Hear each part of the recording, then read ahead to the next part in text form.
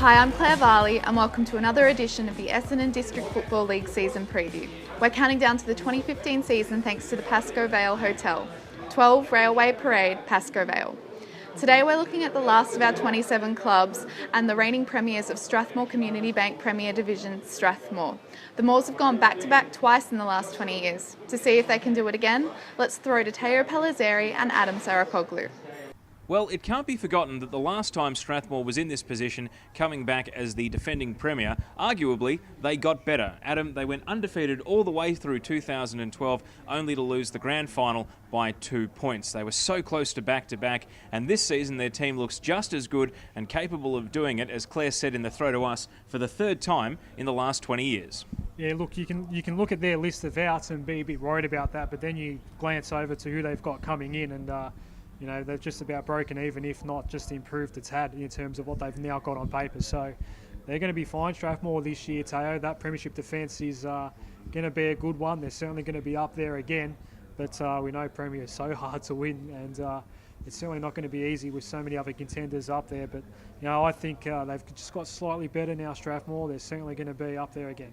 Well, they've worked out the dream team, really. Craig Clinic winning the coach as the senior coach last year. Craig Hilly, after he's served a suspension incurred from the grand final, will be back on the sideline. So those two will keep working together. That's crucial as far as the management of the Strathmore team. We know that they're such a well-run coaching outfit, and the assistant coaches there and the reserves and under-18s as well, all a very cohesive unit at Strathmore, and it's one of the reasons why they're such a successful club. Let's start with the outs before we talk about who's coming in. A couple of retirements.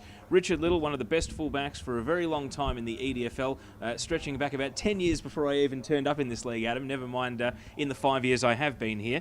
Nick Mazzio as well, retiring after the grand final. Nathan Lyons heads off to Darley in the Ballarat League, and Todd Grimer has a 6-week suspension to serve incurred in the grand final as well, so they've got him to look forward to when he arrives about a third of the way through the season. Yeah, he'll be paying the price for what was a colourful grand final for Todd Grimer.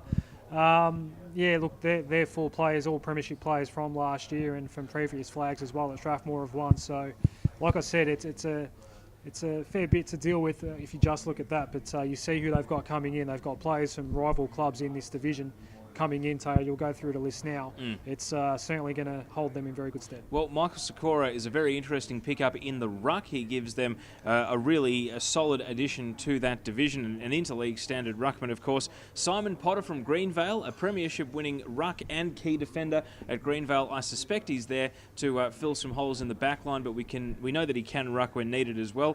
David Mitchell is one of the most decorated players in the history of the Northern League, coming over from Bundoora, former competition medalist, regular interleague player as well, and that was a really quiet signing that didn't attract a great deal of fanfare, but one of the very first major additions of the off-season for any team. Scott West is potentially coming out of retirement here. He's played pre-season games, he's doing training at 40 years old, and about 7 years after his AFL career wrapped up, he could be a big X factor, and if not a regular senior player, then at least a big draw card when he does play in the senior team for the neutral that'll want to come along and have a look. And perhaps I've left the best until last. Callum Wilson from the West Coast Eagles got about a dozen games as a key forward for the Eagles in the AFL. Huge frame, huge presence, and someone that could really dominate at EDFL level. And at Strathmore, spoilt for choice in that forward line with targets to kick to. As we know, they've got a very good midfield to deliver the ball in. My only concern for Strathmore this year, Teo, is premiership hangover. We know every club has to deal with that after winning a flag. Some handle it very well, some others, obviously, it's been well documented, don't. We know Strathmore handled it pretty well last time. They got back up there, and those pesky Jets just knocked them off in the 2012 grand final. They're going to be up there again this year, Strathmore. They're certainly going to be a contender. I reckon they can get back to Windsor Hill. Not sure I'm willing to tip them just yet for my flag prediction, but they're certainly going to be up there. And my range is definitely going to be 1 to 3. I think the road to the grand final goes through Strathmore, and the road to the premiership goes through them as well.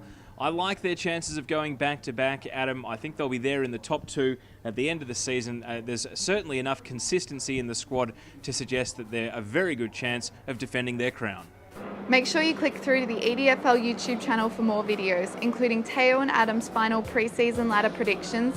That's it for our club-by-club look at the EDFL teams. We'll see you back here at the Pascoe Vale Hotel soon.